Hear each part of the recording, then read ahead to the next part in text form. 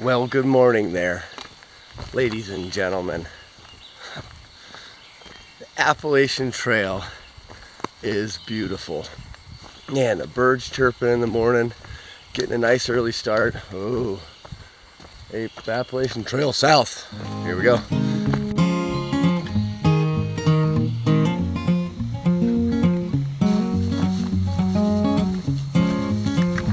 Duncannon. Morning. Day 2. Yeah, it's about 9:40. We hiked about 4 miles this morning after staying in the shelter. Got to Duncannon.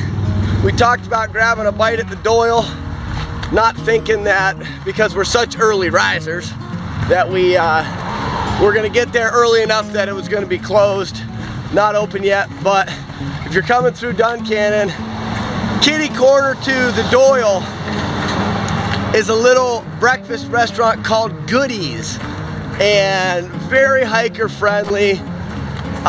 It's even got a little hiker resupply in there. I didn't even know it existed. So if you're hiking through PA, gonna go through Duncannon, you may want to take a second to stop at Goodies. It's right on the trail. Stupid, poorly marked trail. Stupid wind.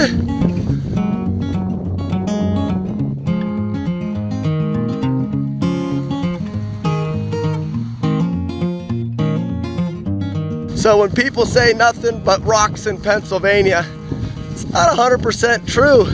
There's a decent amount of Pennsylvania that is just rolling flat farmland and flat trails. So anyways, probably too windy.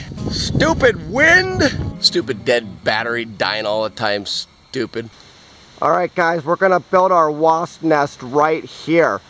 Well, okay, but make sure it's on a big enough branch to support it. Well, no duh. What do you think I am, stupid?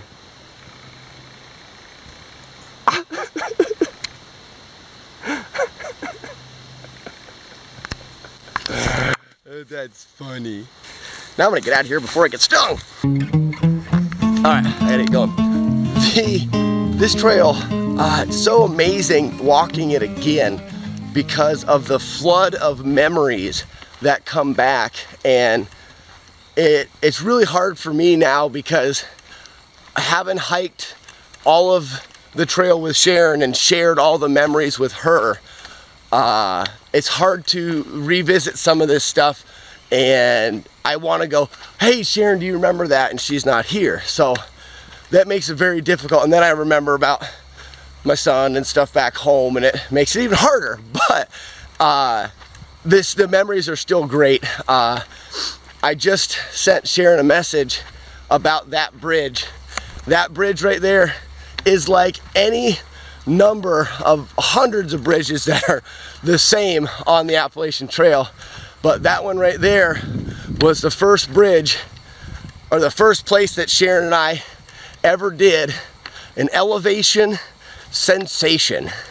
And what that is, it's what we called it anyways. When you're hiking a lot of miles, there's a lot of extra stress on your feet can swell and stuff, and it is really good to, when you get a chance to sit down, to elevate your feet. But what we would do is we'd take it to the extreme, lay flat on our backs, elevate our feet up as high as we could, and then we'd sit there for 5 minutes, let all the blood rush out of our feet, and then we'd bring them back down, and that sensation and that warmth of your feet with the blood flowing back into your toes made your feet feel so good just for a few moments before the throb and pain came back of the pounding of the hiking and stuff. So we would do these, and we called them elevation sensations. And that bridge is the first time we ever did it, and it's just amazing the memories that are just flooding back as I hike this trail. Hey, you dropped your gum. Elevation sensation. Okay, back to what I was saying this morning, this beautiful morning with the birds chirping, and now the sun's starting to come out. We're about 5 miles into our 18-mile day, which actually we're thinking about turning into a 20. Haven't decided yet. But this last night at the shelter, because we hiked so early, we missed all this bubble stuff. And last night just reassured me that that was the right decision. If you're thinking about hiking the AT and you're not sure about the people and having a lot of people, take the time to do your research on a Sobo hike, a flip-flop, or like we did, starting in the winter and going very early, because there was a lot of strange people at the shelter last night. And I'm not going to get into too much detail, but at a point of almost making you feel uncomfortable. I would say at that shelter last night, between some people that were just camping, a couple people on just a short section, like I said, a couple people just in for the night, and then the thru-hikers, there's 30 people in that shelter and camped all over the place.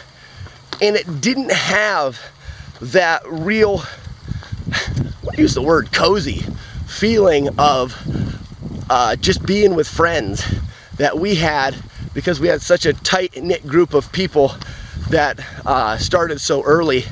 And I really appreciate that and the relationships that I built, because there still was people, even as early as we started. You know, you still had, we called it the pre-bubble. It's a small bubble of people that start early. You still have that, but because it's so small, you can really develop what I believe is a stronger relationship than just having all of these people in and out and flooding around. Last night was just a little bit overwhelming, and we've passed 30 or 40 northbounders, thru-hikers almost every day. Man, I can't imagine that many people on the trail. But yeah, that's how it's going so far. And like I said, if you're thinking about hiking the AT and you haven't made definite plans yet, there'll be times that you have to walk over steps, over fences. And if you're looking to do more of a get back to nature hike and meet a smaller core group of people, do some research and find out the way that it'll work for you. Don't decide to just go out and start April 1st, because that's when the majority of the people start, because you will be hiking with hundreds and hundreds of people.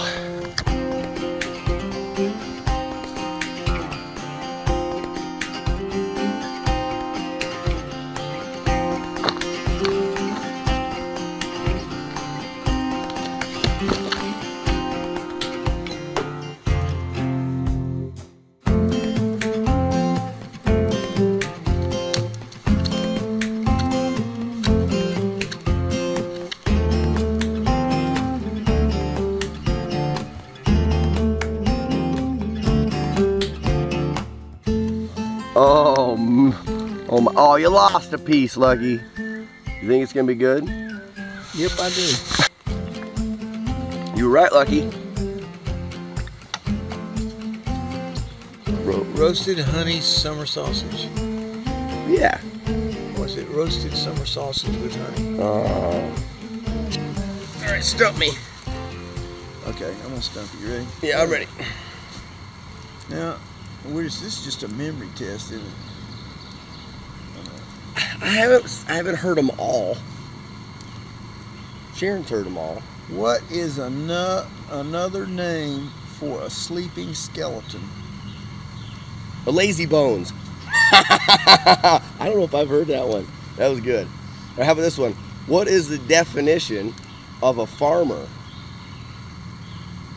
I don't know if I like this one. A grower. Someone who is outstanding in the rain. His field. Oh. Outstanding in his field. I get it.